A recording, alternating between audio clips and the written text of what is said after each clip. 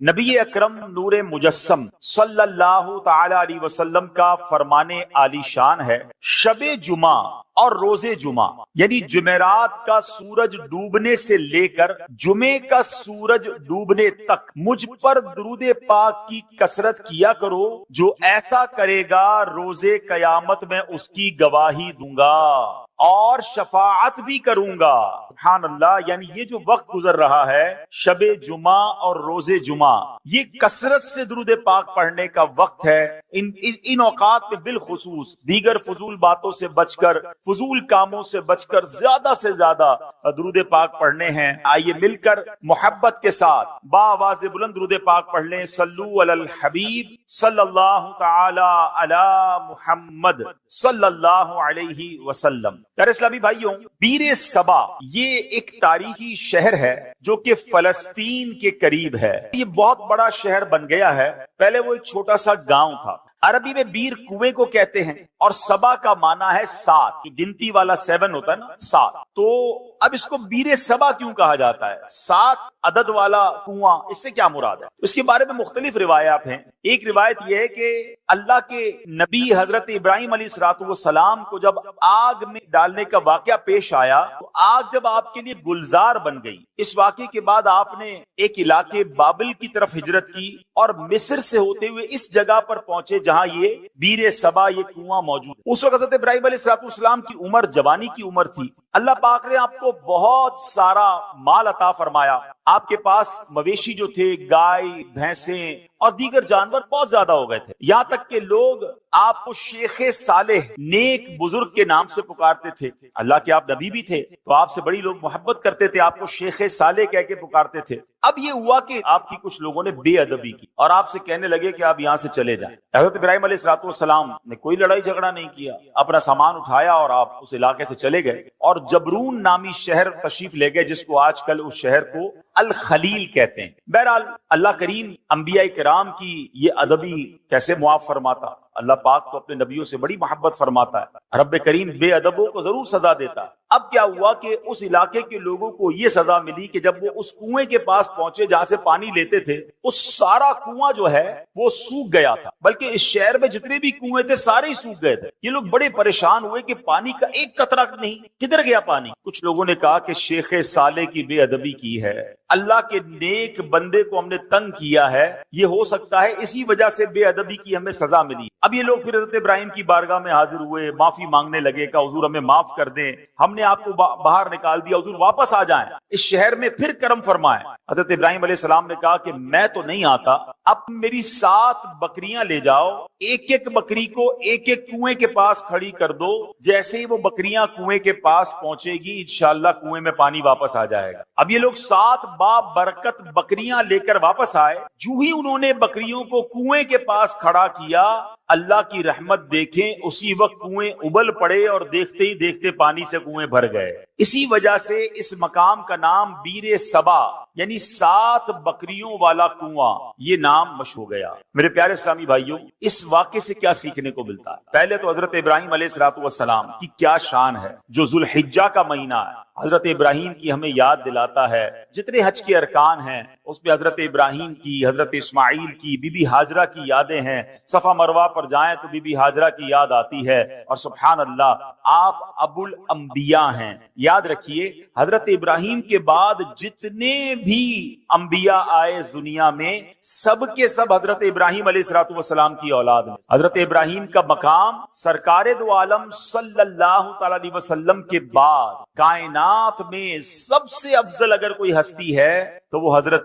इब्राहिम अलैहिस्सलाम हैं। और सुभान अल्लाह, हजरत इब्राहिम की जहां और बहुत सारी बरकतें हैं, आपकी एक और शान ये भी है कि आपका जो चेहरा अनवर है वो सरकारे दो आलम अलैहिस्सलाम से बड़ी मुशाबहत रखता था। मेरे आका अलैहिस्सलाम फरमाते, जिसको इब्राहिम को देखना हो वो मुझे देखे। है नबी पाक के चेहरा अनवर से हजरत इब्राहिम अलैहिस्सलाम का चेहरा बड़ा मिलता। तो सुभान अल्लाह, एक तो उनका मर्तबा इतना बड़ा, तो पता चला कि अल्लाह वालों की, अल्लाह के नेक बंदों की अगर बेअदबी की जाए तो फिर रब अज़्ज़ वजल बरकत उठा लेता है, फिर अल्लाह उसे सजा देता है। उलमाए किराम मौजूद हैं। मेरा तो बहुत छोटा सा मुताला है, मगर दो ही चीजों के बारे में पढ़ने का मौका मिला कि दो बुरे काम ऐसे हैं, अगर कोई बंदा उन दो बुरे कामों में से कोई काम करता है, उसके बारे में फरमाया ये काम करने वाला ऐसा है कि अल्लाह उससे जंग का ऐलान फरमाता। ये कितने बड़े बुरे काम होंगे। वो दो बुरे काम कौन से हैं? एक तो सूद का काम करने वाला, और दूसरा फरमाया अल्लाह के किसी वली से जो दुश्मनी करे, रब उससे जंग का ऐलान फरमाता है। अब मुझे बताइए, अल्लाह से जंग करके कोई जीत सकता है? नहीं ना। तो फिर हर मामले में, हर तरीके से, किसी भी सूरत सूद के करीब नहीं जाना है। अब सवाल यह है कि हमें कैसे पता चले अल्लाह का वली कौन है? ये जरा समझिएगा मेरी बात। अल्लाह ने अपने औलिया को अपने बंदों में छुपा कर रखा है। देखिए, अंबिया तो इनके नाम हमें मालूम है, वो अंबिया हैं, ठीक है, और 1,00,000 कमोबेश 24,000 अंबिया, जितने भी अल्लाह के अंबिया है, सब पर हमारा ईमान है। अब सहाबा की भी एक लिस्ट है कि जिन्होंने नबी पाक अलैहिस्सलाम का दौर भी पाया और उनका दीदार किया या उनकी सोबत उठाई, ईमान की हालत में उनका दीदार किया या सोबत उठाई और ईमान पर उनका खात्मा हुआ, विसाल हुआ, वो सहाबी हैं। लेकिन वली को कैसे पहचाने? उलमा फरमाते हैं कि अल्लाह ने अपने वलियों को लोगों में छुपा के रखा है। हो सकता है आज शिकारपुर के इस इज्तिमा में अल्लाह के बहुत सारे औलिया किराम मौजूद हों, हमें नहीं पता। तो अब करना क्या होगा कि हमें हर मुसलमान से अदब से बात करनी है, हर मुसलमान से प्यार से बात करनी है, किसी का दिल नहीं दुखाना। क्या पता मैं किसी के साथ बदतमीजी करूं, वही अल्लाह का वली हो। और वैसे हर मुसलमान के साथ बदतमीजी से बचना है? अदब तो सबका करना है, लेकिन अल्लाह के वली के साथ तो बेड़ा गर्क हो जाएगा ना। तो अपनी जबान को एहतियात से इस्तेमाल करें, लोगों के साथ जो है वो बदतमीजी ना करें, किसी पर जुल्म ना करें, किसी पर ज्यादती ना करें। हमें क्या मालूम अल्लाह की बारगाह में इसका क्या मर्तबा है। बल्कि अहादीस में ये मजमून मिलता है कि कुछ लोग ऐसे होंगे कि जो परागंदा बाल होंगे, यानी बाल बिखरे हुए होंगे, कपड़े उनके इतने अच्छे नहीं होंगे, उनको अपनी महफिल में कोई नहीं बुलाता होगा, ना आए तो कोई नोटिस भी नहीं करता। आका अलैहिस्सलाम फरमाते हैं मगर अल्लाह की बारगाह में उनका वो मकाम होता है कि अगर वो कसम उठा ले किसी मामले पर, रब उनकी कसम पूरी फरमा देता है। हम तो आम तौर पे लोगों से मिलते भी उनके लिबास को देख कर, हाँ यार ये जरा रख रखाव वाला है, इससे मिलना है, इसको साथ बिठाना है, नहीं यार इसके कपड़े मैले हैं, ये तो दिखने में बड़ा गरीब लगता है, टूटी हुई चप्पल पहनकर आया है, इसको कहां अपने करीब आने दूं, इसके कपड़ों से बू आ रही है। नहीं, किसी के लिबास, किसी के हुलिये, किसी की गुर्बत देखकर उसको उसकी बेइज्जती नहीं करनी है। सबके साथ प्यार से पेश आए। हमें नहीं पता अगर वो अल्लाह का वली हुआ और किसी मामले में हमसे नाराज हो गया ना, तो चलती गाड़ी रुक जानी है, सारे बने काम बिगड़ जाने, क्योंकि रब का वली है, रब का दोस्त है।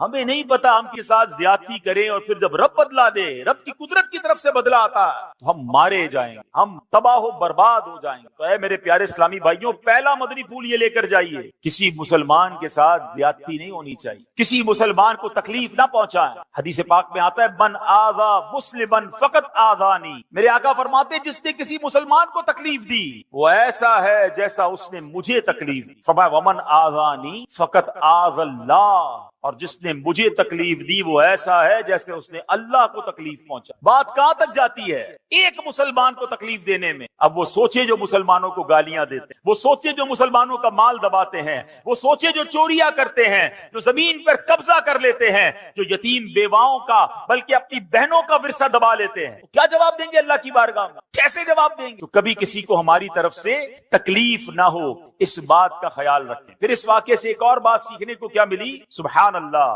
के तबर्रुकात की क्या वैल्यू है। हजरत इब्राहिम खुद नहीं गए, आपने 7 बकरियां भेज दी, और जब वो 7 बकरियां जाती हैं उसकी बरकत से सुभान अल्लाह उन कुओं में पानी आ जाता है। तो पता ये चला कि अल्लाह के जो औलिया होते हैं, रब के करीब जो लोग होते हैं, उनके कुर्ब वाली तबर्रुक वाली चीजों में भी बड़ी बरकत होती है। इन तबर्रुकात की बरकत से मुश्किलात टल जाती हैं, परेशानियां हल होती हैं, दिलों को सुकून मिलता है, बीमारियां दूर होती हैं। अरे जनाब, लोग कहते तबर्रुक की कोई रेफरेंस दीजिए, तबर्रुक कैसे हो गया और तबर्रुक का क्या जनाब कोई हकीकत है। अरे आपने अगर कुरान पढ़ा होता तो ये सवाल कभी जहन में पैदा ना होता। पढ़िए सूरह यूसुफ, पढ़िए उसकी तफसीर। हजरत याकूब अलैहिस्सलाम जब हजरत यूसुफ की याद में आंसू बहाते थे, आपकी बीनाई का ज़ौफ बढ़ गया, बीनाई कमजोर हो गई। बहुत तवील वाकया है। हजरत यूसुफ को जब पता चला, जब आप मिस्र के बादशाह बन चुके थे, अल्लाह اللہ اکبر، حضرت یوسف بھی اللہ کے نبی ہیں، ذرا غور سے بات سنیے گا، حضرت یعقوب بھی اللہ کے نبی ہیں، یہ دونوں نبی اللہ سے یقیناً دعا کر سکتے ہیں، مگر حضرت یوسف اپنے بھائی کو کہتے ہیں ایسا کرو میرا یہ قمیص جو ہے لے جاؤ میرے والد کے پاس، ان کی آنکھوں پر رکھ دینا، اللہ اس کی برکت سے ان کی بینائی کا ذوف دور کر دے گا۔ اور یہ واقعہ قرآن میں بیان ہو رہا ہے۔ اگر تبرک کی ویلیو نہ ہوتی تو حضرت یوسف دعا فرماتے، یقیناً اللہ کے نبی ہیں، وہ دعا فرماتے، اللہ ضرور دعا کرم فرماتا، مگر سبحان اللہ یہ قرآن کا واقعہ بتا رہا ہے کہ اللہ والوں کی نسبت رکھنے والی چیز میں اللہ کریم نے اپنی رحمتوں سے برکت ڈالی ہے۔ تبرک کی اہمیت سمجھیے، اور اللہ والوں کا اگر کوئی تبرک مل جائے اس کا ادب کرنا چاہیے۔ ایک جملہ یاد کر لیجئے، با ادب با نصیب، اور بے ادب بد نصیب۔ جو ادب نہیں کرتا اس کو برکتیں نہیں ملتی۔ سبحان اللہ، حضرت ابراہیم کی بات چل رہی، قرآن مجید فرقان حمید میں تبرکات کی بات ہو رہی ہے نا، آؤ ایک اور تبرک کے بارے میں بتاتا ہوں جس کا ذکر قرآن میں موجود ہے، اور جس تبرک کو دیکھنے کی بلکہ اس کے قریب نماز پڑھنے کی ہر مسلمان کے دل میں آرزو ہوتی، اور وہ کون سا تبرک ہے؟ اللہ قرآن میں فرماتا ہے وَاتَّخِذُوا مِن مَقَامِ إِبْرَاهِيمَ مُصَلًّى، اور اے مسلمانوں تم ابراہیم کے کھڑے ہونے کی جگہ کو نماز کا مقام بناؤ۔ مقام ابراہیم کیا ہے؟ ایک پتھر ہے، حضرت ابراہیم علیہ السلام اس پتھر پر کھڑے ہو کر کعبے کی آپ نے تعمیر فرمائی، اور سبحان اللہ یہ کمال کا پتھر ہے۔ اب دیکھیے آج شکارپور کے اس فیضان مدینہ میں ہم بیٹھے ہیں، اس کی چھت جب بنی ہوگی کسی انسان کا ہاتھ تو نہیں پہنچا ہوگا نا، کوئی نہ کوئی لفٹ لگائی گئی ہوگی، اس کے بعد وہ شٹرنگ لگاتے ہیں، مزدور اوپر چڑھتے ہیں اور چڑھ کر کام کرتے ہیں، اگلا فلور ہو تو ایک اور لفٹ لگائی جاتی ہے، جتنا قد ہوتا ہے وہاں تک بندے کا ہاتھ پہنچتا ہے، اس کے اوپر کے لیے کسی لفٹر کی ضرورت پڑتی ہے۔ سبحان اللہ، 5000 سال سے پرانی بات ہے، جب حضرت ابراہیم کعبے کی تعمیر کر رہے تھے، بتاؤ نا حضرت ابراہیم نے یہ قد سے اوپر پتھر کیسے رکھے ہوں گے؟ سبحان اللہ، تفاسیر میں یہ ملتا ہے کہ جس پتھر پر حضرت ابراہیم کھڑے ہو کر کعبے کی تعمیر کر رہے تھے، حضرت اسماعیل پتھر پکڑاتے جاتے، حضرت ابراہیم پتھر رکھتے جاتے، اور جب یہ دیوار اونچی ہو جاتی مقام ابراہیم بھی اونچا ہوتا چلا جاتا۔ مقام ابراہیم جو پتھر ہے وہ لفٹ کا کام کرتا تھا، وہ اونچا ہو جاتا، آپ اوپر پتھر رکھتے، جب نیچے پتھر رکھنا ہوتا وہ پتھر نیچے آ جاتا۔ سبحان اللہ، یہ کیسا معجزہ ہے۔ بلکہ سنو، 5000 سال کے بعد بھی آج بھی اپنی آنکھوں سے جب آپ مقام ابراہیم کا دیدار کرتے ہیں نا تو حضرت ابراہیم کے قدموں کے نشان آج بھی نظر آتے ہیں۔ اللہ نے اس تبرک کو کیسے باقی رکھا ہے، اس کی حفاظت کا کیسے انتظام کیا ہے۔ جناب 400-500 سال 700-800 سال میں عمارت تباہ ہو جاتی ہے، عمارت مخدوش ہو جاتی ہے، گرنے کے قریب ہو جاتی ہے، یہ پتھر 5000 سال سے زیادہ اس میدان میں گویا پڑا ہوا ہے، اس میدان میں جلوہ فرما ہے۔ اس پتھر پر اب جا کر یہ جو مقام ابراہیم کے اوپر آپ دیکھتے ہیں نا، ایک بہت خوبصورت سا گولڈن کلر کا ایک کیس بنا دیا گیا ہے، ایک اس کو حفاظت کر دی گئی ہے اس کی۔ یہ پہلے ایسا نہیں تھا، 200-400 سال پہلے ہوا ہوگا، ہزاروں سال سے کھلے میدان میں یہ پتھر موجود ہے۔ ہزاروں بارشیں گزری، ہزاروں آندھیاں گزری، موسم آگے پیچھے ہوئے، مگر اس پتھر پر آج بھی حضرت ابراہیم کے قدموں کے نشان موجود ہیں۔ یہ کیسا معجزہ ہے کہ ہم اپنی آنکھوں سے دیکھ رہے ہیں۔ اب ذرا آگے چلیے، اب ذرا بتائیے، قرآن کہتا ہے اس مبارک پتھر کو مصلی بنایا جائے، مصلی بنانے کا حکم دیا۔ اس کا مطلب کیا ہوا کہ کعبے کے سامنے ایسی جگہ کھڑے ہو کر نماز پڑھو کہ مقام ابراہیم تمہارے اور کعبے کے درمیان میں آئے، یعنی جو طواف کے بعد جو نوافل پڑھے جاتے ہیں، جو جس کو واجب الطواف کہا جاتا ہے، وہ اس جگہ کھڑے ہو کر پڑھنا مستحب ہے۔ حضرت عبداللہ بن عمرو بن عاص فرماتے ہیں رحمت اللہ تعالی علیہ، خیر المسجد خلف المقام وعن یمین الامام، یعنی پوری زمین میں سجدہ کرنے کے لیے 2 جگہ بہترین ہیں، نمبر 1 مقام ابراہیم کے پیچھے، اور نمبر 2 ہم جب بھی نماز جماعت سے پڑھیں تو امام صاحب کی سیدھی جانب۔ سبحان اللہ، یہ بھی پتا چلا کہ جب جب جماعت میں نماز پڑھنے کا موقع ملے، اللہ کرے با جماعت نماز ہم پڑھنے والے بن جائیں، پھر پہلی صف پہ جا کر نماز ادا کیا کریں، اور کوشش کریں پہلی صف میں جو مؤذن صاحب کے ساتھ پہ رائٹ سائڈ کی جو جگہ ہے، اللہ کرے وہ مل جائے، فرمائے یہ بہترین جگہ ہے۔ سبحان اللہ، مقام ابراہیم کے پیچھے پیچھے نماز پڑھنا ہے. اب ایک اور ذرا تھوڑا سا باریک سا مسئلہ سمجھ لو, انشاءاللہ عشق رسول میں اور اضافہ ہو جائے گا. اب ذرا سمجھیے گا, مقام ابراہیم کیا ہے؟ ایک پتھر ہے. ہاں یہ جنتی پتھر ہے, بڑا مقدس پتھر ہے, لیکن عین نماز میں اس پتھر کی تعظیم کرنے یعنی اسے مصلی بنانے کا حکم دیا. اب سوچنے کی بات ہے, علماء بیٹھے ہیں کہ حالت نماز میں ایک پتھر کی تعظیم کرنے سے نماز میں کوئی نقص نہیں آتا ہے, نماز میں کوئی کمی نہیں آتی ہے, نماز ٹوٹتی نہیں ہے, بلکہ نماز مکمل رہتی ہے. بلکہ تو بھلا خود انبیاء کرام علیہ السلام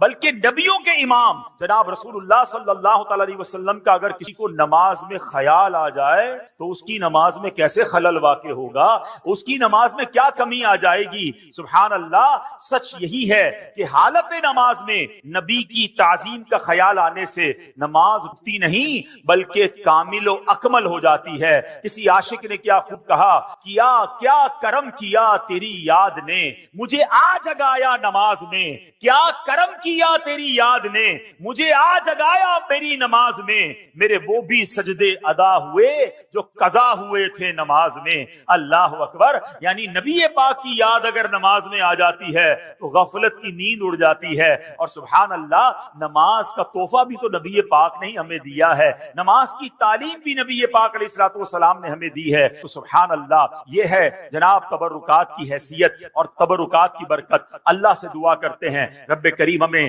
مکہ پاک کی حاضری عطا فرمائے, حج کی سعادت نصیب فرمائے, مقام ابراہیم کا دیدار نصیب فرمائے اور مقام ابراہیم کے پاس نماز ادا کرنا بھی نصیب فرمائے. ہاں ایک مسئلہ بتا دیتا ہوں, جب یہ فضیلت سنتے ہیں نا تو ہمارے کچھ حاجی صاحبان سمجھتے ہیں چاہے وہ عمرے پر جائیں یا حج پہ جائیں کہ جناب اب تو بالکل مقام ابراہیم کے پیچھے نماز پڑھیں گے تو نماز ہوگی ورنہ نماز ہی نہیں ہوگی. اب اس کے لیے وہ جناب طواف روک کر 4-5 بندے ہاتھ باندھ لیتے ہیں کہ نہیں بھائی ادھر ہی نماز پڑھنی ہے. اب اس پہ ہزاروں لوگ گزر رہے ہوتے ہیں اور اب ماشاءاللہ طواف میں تعداد بھی زیادہ ہوتی ہے. تو اگر مقام ابراہیم پر آپ کو جگہ نہ ملے تو حرم پاک میں جہاں بھی جگہ ملے آپ وہاں پر واجب الطواف جو ہے, جو نماز کے نوافل ہیں طواف کے, وہ ادا کر سکتے ہیں. وہ کہیں بھی ادا کر لیں, مقام ابراہیم پر جا کر ادا کرنا ضروری نہیں ہے. بہرحال میرے پیارے اسلامی بھائیوں, حضرت ابراہیم کا ذکر خیر ہو رہا ہے. ایک مرتبہ حضرت ابراہیم علیہ الصلوۃ والسلام سمندر کے کنارے سے گزر رہے. آپ سبحان اللہ, آپ علیہ الصلوۃ والسلام نے دیکھا کہ ایک لاش پڑی ہوئی ہے. حالت یہ ہے کہ سمندر کی مچھلیاں بھی اسے نوچ رہی ہیں اور پرندے بھی اس کا گوشت کھا رہے ہیں. یہ دیکھ کر حضرت ابراہیم علیہ الصلوۃ والسلام کو بڑی حیرت ہوئی. ویسے حضرت ابراہیم علیہ الصلوۃ والسلام کا ایمان اور یقین کتنا پختہ تھا, اس پر تو کوئی کلام نہیں ہو سکتا. آپ جیسا کامل ایمان والا کون ہو سکتا ہے. یہ تو صرف ایک حیرانی تھی کہ یہ لاش جب کئی سارے ٹکڑوں میں بٹ گئی ہے, اس کا کچھ گوشت مچھلیوں کے پیٹ میں چلا گیا ہے, کچھ پرندوں کے پیٹ میں چلا گیا ہے, کچھ پانی میں لگ کر گل گیا ہے. ایک لاش کے اتنے سارے ٹکڑے بٹ گئے ہیں, قیامت آنے میں ابھی صدیاں باقی ہیں. حیرت کی بات یہ کہ اللہ کیسے قیامت کے مردوں کو زندہ کرے گا اور یہ سارا گوشت جو اس کا ہے اس کے جسم پر واپس آ جائے گا. سبحان اللہ. آپ نے رب کریم کی بارگاہ میں سوال کیا, ربی ارنی کیف تحیی الموتى, اے میرے رب مجھے دکھا دے کہ تو مردوں کو کس طرح زندہ فرمائے گا.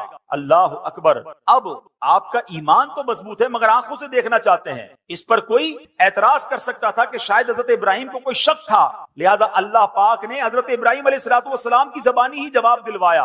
ارشاد ہوا اولم تؤمن, کیا تجھے یقین نہیں؟ حضرت ابراہیم نے عرض کیا بلا ولکن لیطمئن قلبی, یقین کیوں نہیں مگر یہ چاہتا ہوں کہ میرے دل کو قرار آ جائے. اپنی آنکھوں سے دیکھنا چاہتا ہوں مولا تیری قدرت کیسی ہے. سبحان اللہ. میں دیکھنا چاہتا ہوں, مجھے علم الیقین حاصل ہے, مجھے عین الیقین یعنی آنکھوں سے دیکھ کر مزید پکا یقین حاصل کرنا چاہتا ہوں. سبحان اللہ. رب کریم نے کیا حکم دیا, رب کریم نے یہ خواہش کیسے پوری فرمائی. فرمایا ابراہیم 4 پرندوں کو لو, ان 4 پرندوں کو اپنے ساتھ کچھ ہلا بھی لو. اب ان 4 پرندوں کو ذبح کرو اور ان سب کا قیمہ بنا کر 4 کو ایک دوسرے کے ساتھ ملا لو اور ان 4 ٹکڑوں کو مختلف جگہوں پر رکھ کر انہیں پکارو. اللہ اکبر. حضرت ابراہیم نے کیا کیا, 4 پرندے لیے, ایک مور لیا, ایک مرغ, ایک کبوتر اور ایک گدھ, یہ ایک روایت میں کوا, یہ 4 پرندے لیے. ان کو جناب ذبح کیا گیا. ان 4 کے سر حضرت ابراہیم نے اپنے پاس رکھ لیے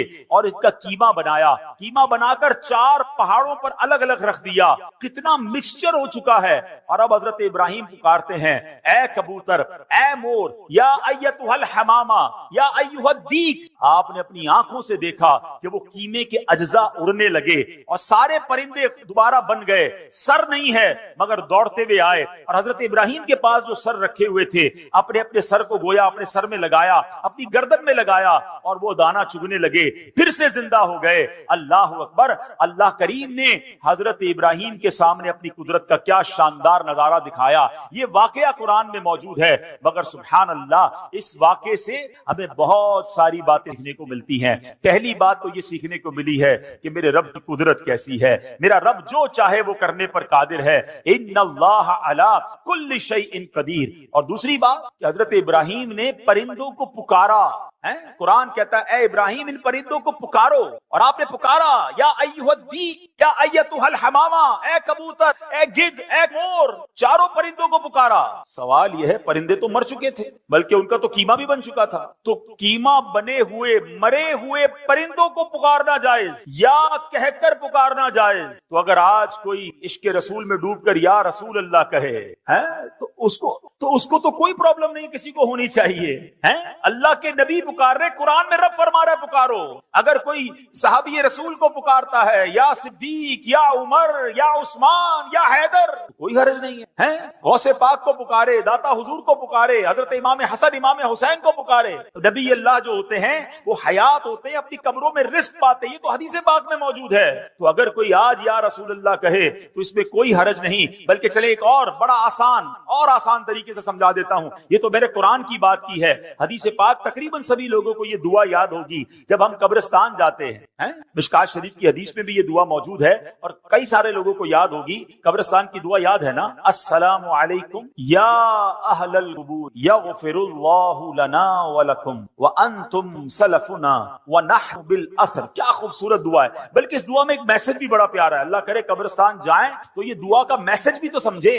معنی کیا بنتا ہے اس دعا کا؟ السلام علیکم یا اہل القبور، اے قبر والو تم پر سلام ہو. یغفر اللہ لنا ولکم، اللہ تمہاری اور ہماری مغفرت فرمائے. وانتم سلفنا، تم پہلے چلے گئے. ونحن بالاثر، ہمیں پیچھے آنا ہے. کاش قبرستان جا کر یہ بات سمجھ آ جائے کہ یہ پہلے چلے گئے ہیں، ہماری باری آنے والی. مجھے بھی اسی قبر میں جانا ہے، میرا بھی سب کچھ پیچھے رہ جائے گا. میں دنیا کے پیچھے اتنا نہ بھاگوں کہ قبر میں جب جاؤں تو وہاں مار پڑے. کاش اس دعا سے ہم یہ سبق حاصل کریں. اور سبحان اللہ ایک مسئلہ کیا حل ہو گیا مجھے بتائیے. قبرستان شکارپور میں بھی ہوگا نا. قبرستان میں نیک لوگ بھی دفن ہوئے ہوں گے، گناہگار بھی دفن ہوئے ہوں گے، نمازی بھی گیا ہوگا، بے نمازی بھی گیا ہوگا، عبادت گزار بھی گیا ہوگا، شرابی بھی گیا ہوگا. سارے قبرستان والوں کو جا کر آپ کیا کہتے ہیں؟ السلام علیکم یا اہل نیک کی قبر پر بھی یا اہل القبور، گناہگار کی قبر پر بھی یا اہل القبور. مجھے بتاؤ ایک عام مسلمان کو یا اہل القبور کہنے کی اجازت حدیث پاک کے ذریعے ہے. یہ دعا موجود ہے، نبی پاک یہ دعا کہتے. تو اگر میں داتا حضور کے قدموں میں جا کر کہوں کہ یا داتا حضور تو اس میں کیا پرابلم ہے؟ جناب یہ تو حدیث پاک سے ثابت ہے. تو اس میں کنفیوز نہ ہوا کریں. امید ہے یہ مسئلہ بھی دور ہو گیا ہوگا. اچھا یہاں علماء نے ایک بڑی پیاری اور بھی بات سکھائی، صوفیانہ تفسیر کی ہے اس واقعے کی. یہ جو چار پرندے ہیں نا، کبوتر، مرغ، مور اور گدھ، فرمایا ان چاروں میں ایک بری خصلت ہے. جو مور ہے نا اس کو اپنی خوبصورتی پر بڑا ناز ہے، گھمنڈ، تکبر. جو مرغ ہے اس میں بڑی شہوت ہوتی ہے. فرمایا کبوتر بھی جو ہے اپنی اونچی اڑان پر بہت زیادہ غرور کرتا ہے، اور گدھ جو ہے اس کے اندر بڑی لالچ ہوتی. کیا خوبصورت بات علماء کہتے ہیں یہ چار بری عادتیں ہیں. حضرت ابراہیم نے ذبح کیا نا ان چار پرندوں کو. اگر تم بھی اپنے دل سے ان چار بری عادتوں کو نکال دو، ان چار بری خصلتوں کو ذبح کر دو، اس رب کریم نے چار مرے ہوئے پرندوں کو زندہ کیا تھا، وہ تمہارے مردہ دل کو بھی زندہ فرما دے. تمہارے دل میں بھی نور علی نور ہو جائے گا. بس ان بری خصلتوں سے اپنے آپ کو بچانا ہے. سبحان اللہ. اب ایک اور بات سیکھنی ہے اس واقعے جو آج کے دور میں بڑی امپورٹنٹ ہے. حضرت ابراہیم کا ایمان کتنا مضبوط ہے، پہلے یہ بات سمجھنا. ان کے ایمان کا صدقہ اللہ عطا فرما دے. ایسا ایمان تھا کہ اتنی بڑی آگ میں آپ کو ڈالا جا رہا تھا، آپ کی عمر کتنی تھی اس وقت؟ 18-20 سال. فرشتے آئے تھے آپ کے پاس, اے ابراہیم ہمیں کہیے ہم بارش برسا دیتے ہیں. ہوا کا فرشتہ آیا, اے ابراہیم آپ کہیں تو ہوا چلا کر آگ بجھا دیتے ہیں. آپ نے کہا نہیں, مجھے تم میں سے کسی سے حاجت نہیں. جب بالکل آگ میں پھینکا جانے لگا, حضرت جبرائیل آئے, اے ابراہیم آپ میرے لیے کوئی کام ہو تو بتائیں. آپ نے فرمایا مجھے تمہاری کوئی حاجت نہیں ہے. حضرت جبرائیل کہتے ہیں اے ابراہیم پھر اللہ ہی سے عرض کر دیجئے کہ وہ آپ کو اس آگ سے بچا لے. ایمان کی طاقت دیکھیں, اللہ پر بھروسہ دیکھیں. حضرت ابراہیم کہتے ہیں میرا رب دیکھ رہا ہے, اس نے بچانا ہوگا تو وہ بچا لے گا, وہ جو چاہے میں اس میں راضی ہوں. اللہ اکبر, یہ ایمان تھا. حضرت ابراہیم کے ایمان کی بات کرتے ہو, آپ کے ایمان کا لیول یہ ہے کہ آپ کو حکم ملا اپنی زوجہ کو, اپنے دودھ پیتے بچے کو ایک صحرا میں چھوڑ کر آ جاؤ, جہاں پانی بھی نہیں ہے, جہاں آبادی بھی نہیں ہے. آپ اس جگہ پر چھوڑ آئے اور پھر مکہ آباد ہو گیا. آپ کو کہا جاتا ہے اپنے بیٹے کو ذبح کرو, آپ اپنے بیٹے کو ذبح کرنے چل پڑتے ہیں. ارے ایسا ایمان, اللہ اکبر. شاعر مشرق کہتے ہیں نا, اگر آج بھی ہو ابراہیم سا ایمان پیدا. ہاں, پرابلم یہی ہے, ہمارے ایمان میں ہی کمزوری ہو گئی ہے. ایمان مضبوط ہو جائے تو کیا ہوگا؟ وہ کہتے ہیں اگر آج بھی ہو ابراہیم سا ایمان پیدا, آگ کر سکتی ہے انداز گلستان پیدا. آج بھی آگ باغ بن سکتی ہے. آپ غم کی آگ میں ہے نا, پریشانی کی آگ میں ہے, اگر کسی اور مصیبت میں ہے, اپنا ایمان مضبوط کر لو, اپنا عقیدہ مضبوط کر لو, اللہ پر بھروسہ مضبوط کر لو, تمہاری غموں کی آگ جو ہے وہ آج گلزار بن جائے گی. مگر سمجھ یہ آیا کہ حضرت ابراہیم علیہ السلام کو اپنے ایمان کو مزید مضبوط کرنا تھا. سیکھنے کو یہ ملا کہ ہمیں بھی یہ کام کرتے رہنا ہے کہ ہمارا ایمان بھی مضبوط ہو جائے, کہیں ایمان کمزور نہ ہو جائے. ایمان کی فکر کرنی ہے. حدیث پاک میں آیا ایک زمانہ آئے گا, آدمی صبح کو مومن ہوگا, شام کو کافر ہوگا, اور شام کو مومن ہوگا تو صبح کافر.